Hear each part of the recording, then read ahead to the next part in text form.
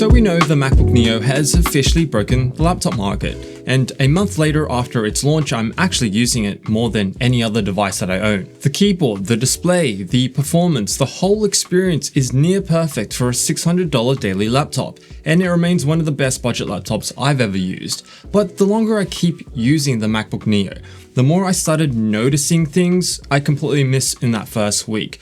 No obvious issues, not deal breakers straight away, but issues that slowly started to show up the more I actually relied on it. And so here's everything I learned after a full month, the good, the bad, and why I think you just might want to still consider other laptops over the Neo.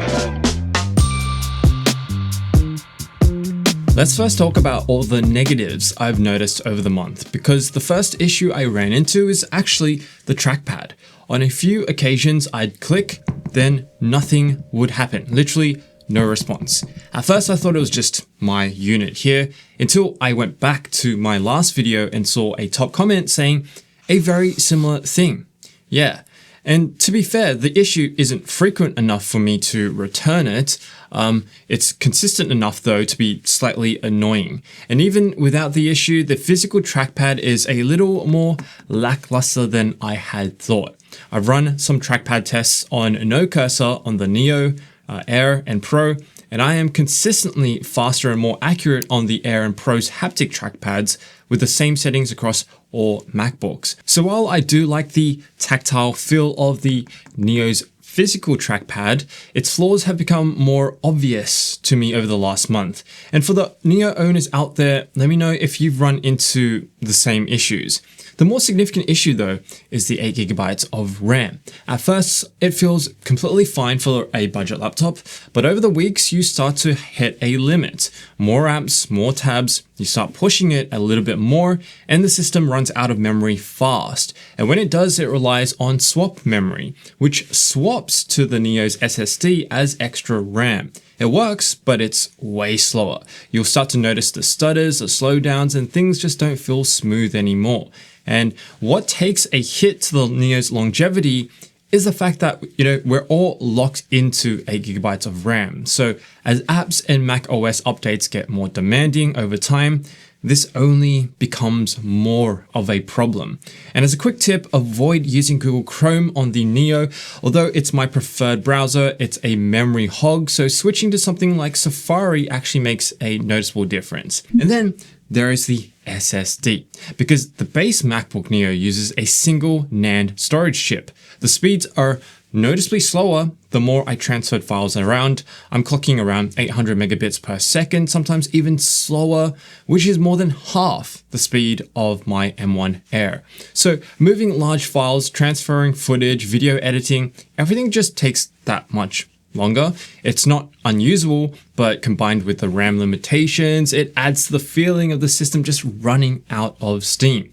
The only other minor gripe is actually the rubber feet underneath here. They pick up dirt pretty quickly, and since they're gray instead of black, it's a lot more noticeable. I haven't really been able to clean it off either. Now, before you think that I am doing a full 180 since my first Neo review, I'm not, because a month later, I still think this is one of the best value laptops Apple has ever made, possibly the best value Apple device, period. And yes, even though I've pointed out the performance flaws, it's still faster and smoother in its performance than any $600 laptop should be. It matches the M1 chip in multi-core performance and actually beating it by around 30 to 40% in single core performance. It's still kind of crazy. The A18 Pro chip was clearly held back in iOS because it's so capable and so efficient running Mac OS. So the more time I've spent pushing the Neo, the more I'm impressed by it relative to its price.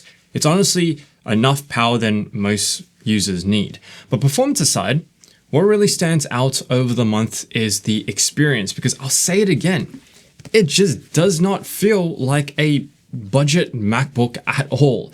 The build, the keyboard, the display, everything feels premium. It genuinely feels better than pretty much any Windows laptop in this price range. It's one of those devices where you pick it up immediately and you question how it's this cheap. It's exactly the kind of product that's going to be pushing competitors to respond, because right now, in terms of value per dollar, It's not even close.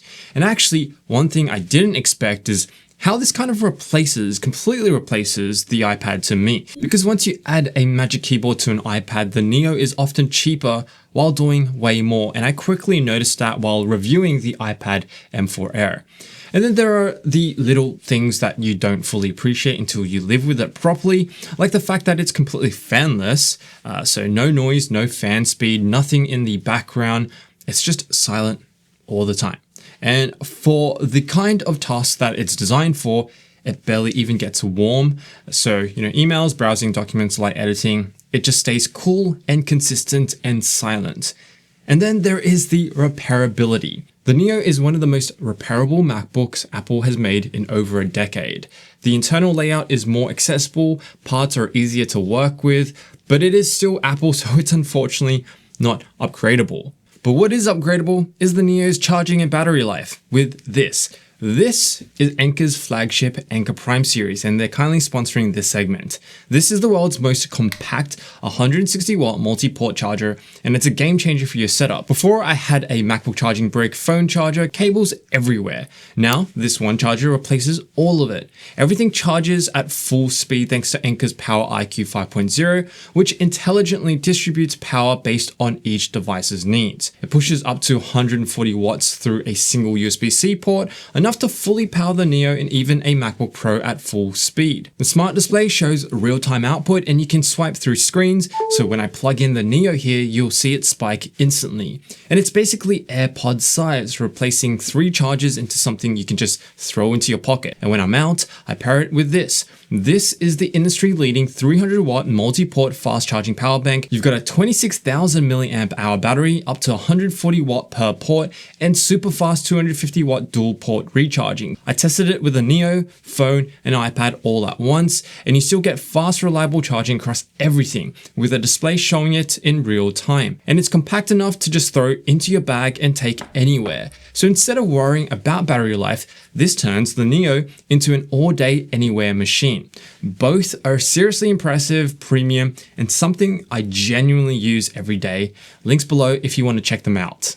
Now moving on, gaming on the Neo is actually interesting. The Neo is by no means a gaming laptop, but over the month, there were moments I enjoyed some light gaming on the train or lounging at home, and the results are kind of all over the place. However, it's no slouch. On one hand, for Mac native titles, I've averaged anywhere between 20 to 60 FPS on lower settings, with upscaling across AAA titles like Cyberpunk and Control. Kind of bonkers if you ask me, considering it's running a chip made originally for the iPhone. If you move into more Mac-compatible indie titles such as Dredge or Stardew Valley, it gets even better, and frame rates are plenty smooth, locked at a constant 60 FPS.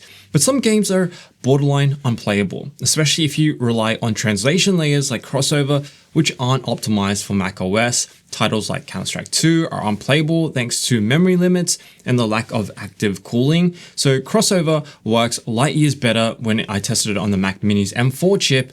If you're interested in Windows gaming on a Mac, check out the on-screen video. So yeah, the Neo, it's not meant for gaming, but it kind of works for Mac native titles.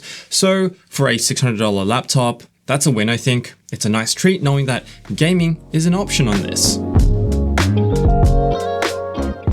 Alright, now let's chat battery life on the MacBook Neo a month in. Overall, the battery life continues to be pretty good, but it really does depend on how you use it. I've noticed it's incredible for light use, good for normal use, and completely falls off fast when pushed with gaming or creative workflows. In lighter use every day, I am getting a full day comfortably, sometimes even pushing it into the evening without needing a charger. Think an email and spreadsheet or documents type day, or a web browser day where I check marketing ad platforms, news sites, YouTube, and a couple of FaceTime calls, or just predominantly just using, basic apps and web browsing. But in heavy use, expect only like 2 to 4 hours of use, whereas the Air manages for much longer. So if you're remotely planning to push your Mac, there's probably good reason to seriously consider the MacBook Air. So the MacBook Neo has all-day battery, as long as you stay within its lane, but once you step outside of that, you start to see the limits. Now, if you're still considering the MacBook Neo, there are actually a few very different directions people are actually going instead, and it really comes down to what you value most. The first and probably most common is just spending a bit more and going for a MacBook Air. Because while the Neo feels great at the start, the Air gives you more headroom long term, more performance, more flexibility, and fewer compromises as your workload grows. It's the safer buy, I think, just at a slightly higher price.